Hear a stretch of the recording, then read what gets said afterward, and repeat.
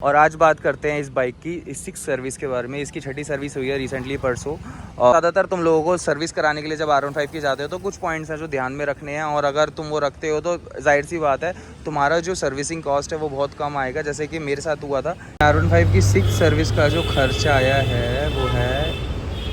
साथ ही साथ आज हम बात करेंगे कि मैं इसमें मतलब 60 प्लस की एवरेज किस तरीके से निकाल लेता हूँ कि इस 6 सर्विस के बारे में। इसकी 6ठी सर्विस हुई है रिसेंटली परसों। आपके पास R15 इतनी मस्त बाइक है तो आपकी तो कोई गर्लफ्रेंड भी होगी। गर्लफ्रेंड नहीं होती भाई। अबे गर्लफ्रेंड नहीं होती, यूट्यूबर जिनकी ना भाई राइडर लोगों की गर्लफ्रेंड नहीं होती, छपरियों की ज्यादा होती है जिनके पास केटीएम होती है।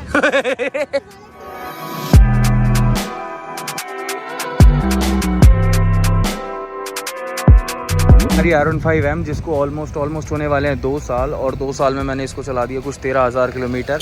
अगर तुमको इस बेस्ट रिव्यू चाहिए तो मैं तुमको आज की डेट में ये बताता हूँ detail wise A to Z कि आज तक इस बाइक में मेरा टोटल कितना खर्चा आया, ओवरऑल 2 साल में इस बाइक ने मेरा कितना पैसा इस्तेमाल करवा दिया, और एक सर्विस मेरे को कितने की पड़ी है, और प्लस इसके ऊपर कोई एक्स्ट्रा एक्सपेंस तो नहीं लगा।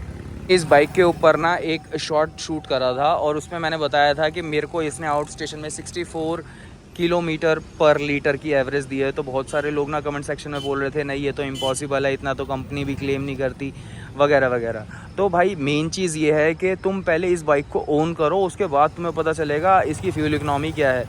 तो कुछ बेसिक सी चीज़ें हैं, बस तुम इतना ध्यान दो कि जैसे तुम बाइक चलाते हो तो ट्राई करो कि जब तुम हाईवे पे हो तो मैक्स टू मैक्स गियर पर रखो। बाइक 6ठे गियर पर रखता हूँ मैं, लेकिन 6ठे गियर पे भी रेव ज़्यादा हाई नहीं होता, और जो इसका VV है वो एक्टिव नहीं होता। अगर इसमें से VV का एक भी बल्ब जल रहा होता है ना तो मतलब समझो VV एक्टिव है, और जब VV एक्टिव होता है ना तो वो बहुत ज़्यादा फ्यूल कंजप्शन को बढ़ा देता है। ठीक है, साथ ही साथ बहुत सारे लोग क्या करते हैं R15 लेते के साथ ही ना इसका जो रियर टायर है उसकी प्रोफाइल बढ़ाने के चक्कर में उसमें बड़ा टायर लगवा लेते हैं। तो उस चक्कर में क्या होता है कि बाइक जो कंपनी फिटेड टायर है वो उसके हिसाब से बाइक बेस्ट माइलेज देती है, लेकिन जब आप इसके टायर का साइज़ को इंक्रीज़ करवाते हो तो क्या होता है कि बाइक को उस बड़े और मोटे टायर को खींचना पड़ जाता है, जिसमें उसका और पावर लगता है। ज़्यादा पावर लगता है तो जाहिर सी बात है ज़्यादा फ्यूल कंजप्शन होता है।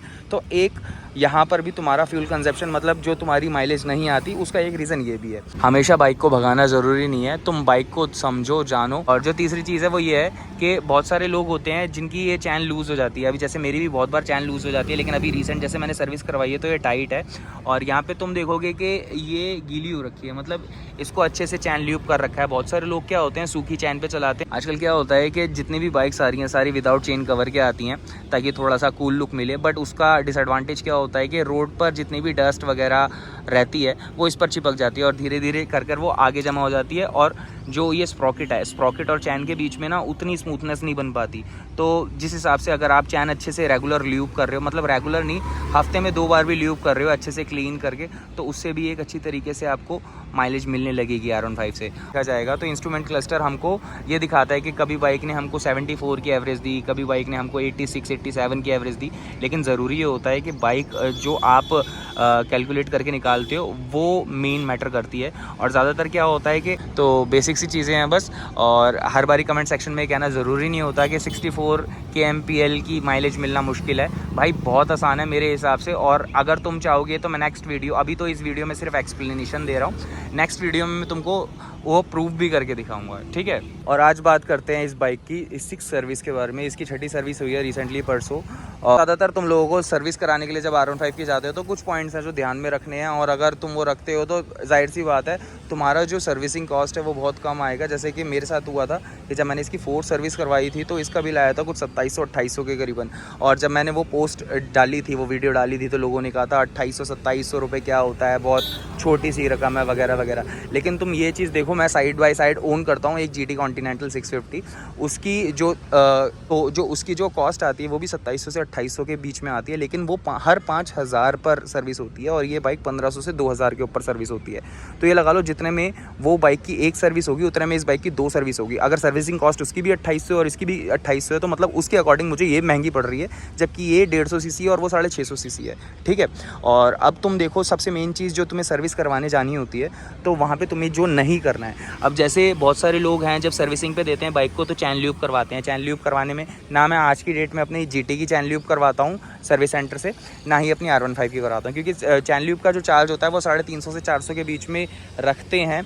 और अगर तुम डिटेल वाइज देखो तो मोट्यूल का चैन ल्यूब और चैन क्लीनर अगर तुम 350 रुपये वाला मतलब छोटे से छोटा कॉम्बो भी खरीदते हो तो तुम्हारा 500 से 600 रुपये का आ जाता है। और 500 से 600 के कॉम्बो में तुम 6 से 7 बार इसकी चैन को क्लीन और ल्यूब कर सकते हो।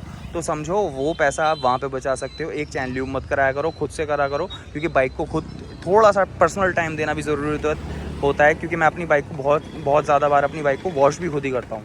R15 को लेकर एक बहुत ज़्यादा बड़ी मिथ भी है जो मैं समझता हूँ कि लोग कहते हैं इसके अंदर ये वाला इंजन ऑयल डलवा लो, वो वाला इंजन ऑयल डला लो, फलान सब अपने हिसाब से आज की डेट में एक्सपर्ट बनने में लगे हुए हैं। क्योंकि हमारे सो कॉल्ड कुछ फेलो राइडर्स भी हैं जो कहते हैं कि नहीं भाई मैं मोट्यूल डलवाता हूँ, ये डलवाता हूँ वगैरह वगैरह। अरे भाई छोटी सी एडवाइस है, तुम अपनी बाइक को अच्छे से मेंटेन कर लो, दूसरे को एडवाइस देना बाद में, ठीक है। जो इसके अंदर कंपनी डाल के देती है यामा लूप, सबसे बेस्ट इंजन ऑयल है इन सेगमेंट। क्यों?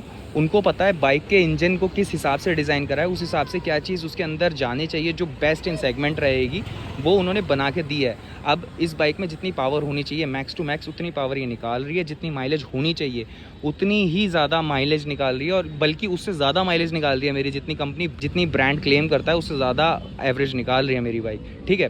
तो जब मेरे को उतनी ही पावर मिल रही है, उससे ज़्यादा माइलेज मिल रही है, तो मैं क्यों इंजन के साथ छेड़खानी करवाऊँ? मुझे नहीं डलवाना अभी कोई मोटिल वगैरह, क्योंकि जितना इसका इंजन ऑयल है वो बेस्ट है अपने सेगमेंट में, और कंपनी भी वही डालने के लिए बोलती है, ठीक है। तो तीसरी चीज़ पे आ जाते हैं। बात करें इस बाइक ने मुझे कितने मेजर खर्चे दिए हैं, तो बेसिक सी चीज़ ये है कि अभी तक इस बाइक ने सिर्फ अपनी सर्विसिंग कॉस्ट ली है, उसके अलावा और कुछ नहीं लिया। हाँ, मेरा एक छोटा सा एक्सीडेंट हुआ था जिसमें इसका क्विक शिफ्टर टूट गया था, बट क्लेम के दौरान मैंने उसको फिर से फिक्स करवा लिया।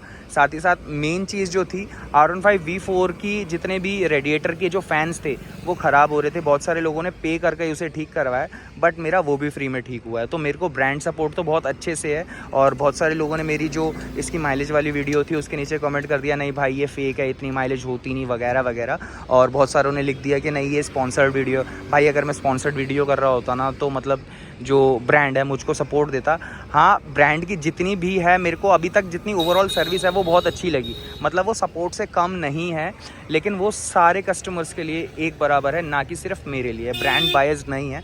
इंडियन ब्रांड्स को यामा जैसे, होंडा जैसे ब्रांड से कुछ सीखना चाहिए, जैसे कि कुछ बजाज के कस्टमर्स हो गए, हीरो के कस्टमर्स हो गए, बिल्कुल भी सर्विस एकदम घटिया वाहियात है। और ख़ासकर ये ब्रांड ये तो ख़त्म ही हो गया मार्केट से। हाँ, इनका जो सेकेंडरी ब्रांड है अब जावा और जो ESD है वो मार्केट में आया हुआ है। कहते हैं कि वो राज कर रहे हैं, बट मैंने बाइक चला कर देखी है एकदम मतलब ज़ीरो, मतलब फीचर्स पूरे डाल दिए बट इंजन पे बिल्कुल भी ध्यान नहीं दिया गया। वो दूसरा टॉपिक है, बात करेंगे उसकी दूसरी किसी वीडियो में। इस वीडियो में सिर्फ इसी के ऊपर बात करते हैं। हम इस बाइक का शूट कर रहे थे, शूट के दौरान देखो मेरे को ये बच्चे मिले। क्या कह रहे हो तुम लोग?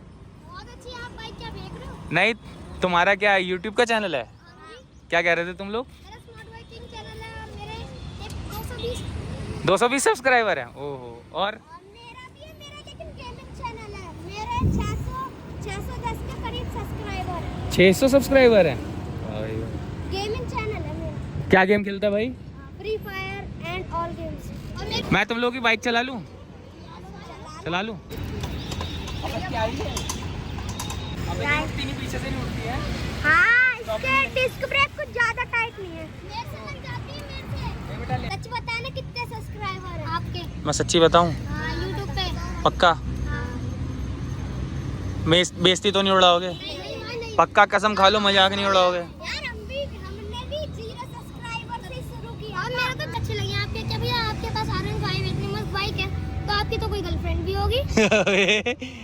गर्लफ्रेंड नहीं होती भाई। अबे गर्लफ्रेंड नहीं होती, यूट्यूबर जिनकी ना भाई राइडर लोगों की गर्लफ्रेंड नहीं होती, छपरियों की ज्यादा होती है जिनके पास KTM होती है। वाले KTM वाले छपरी लाते मार के भागूं, कहीं दिख गए तो उनकी बाइक तोड़ दूंगा मैं। भाई छपरी होते हैं, लोंडिया बैठा के कटे मारेंगे लोंडिया। अरे आजकल के बच्चे बड़े तेज है भाई। रहेगी क्या? तुम लोग पढ़ते भी हो या ऐसे ही घूमते रहते हो? पढ़ते हैं। ये देखो ये इन लोंडों की बाइकें हैं और ये आगे जाके मोटरसाइकिलें बन जाएंगी हैं। चलो। बनाऊंगा मैं तो अपनी वाली। क्या बनाएगा?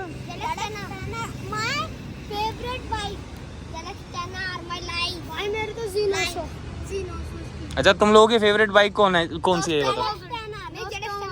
एक एक करके बता। मेरी डोस्टोमो, सच बताऊं कौन सी? डोस्टोमो। कौन सी है? 4 लाख का। अरे बुलेट की तरह होती है। कौन सी? 4 लाख। सच बताऊं ना, मेरे को ना 8000 आरआर बहुत अच्छी लगती है। ओह दोनों 8000 RR भी है। बता तेरे को कौन सी? ZX10R। अच्छा। बच्चे के मुंह पे उसका नाम। और तेरे को? H2R। H2R। और तेरे को? ऐसा ही है इसका। ओ भाई भाई Xenos। अरे आजकल के बच्चे तो भाई बड़े ट्रेंड है, बड़े एडवांस है यार। चलो बच्चों तुमसे मिलेंगे बाद में थोड़े। चलो अब चलते हैं, तुम लोगों के मैंने चैनल सब्सक्राइब कर दिया, ठीक है? बाद में मिलेंगे तुम लोगों से। बाय भैया। बाय। ठीक है अभी देखो यहाँ पे मैं सर्विस क्या, ठीक है मैं इसकी सर्विसिंग की वीडियो बना रहा था और ये बच्चे मिल गए। भाई साहब वीडियो तो पूरी बननी भाई, लेकिन हाँ ये बच्चे मस्त हैं। चलो ठीक है, नहीं बच्चों ज़्यादा स्टंट मत मारो, रोड चल रहा है, चोट वोट लग जाएगी। वीडियो के लिए इतना ही रखते हैं, बाद में मिलते हैं किसी ऐसी बेहतरीन वीडियो में और इसका रिव्यू मैं कंप्लीट तरीके से पूरा करूँगा। अब ये सारे बच्चे मिल गए थे तो ठीक है बच्चों, बाय बाय, बाद में मिलते हैं। अगर वीडियो पसंद आई हो तो चैनल को सब्सक्राइब कर देना। Thanks for watching, love you all, bye bye.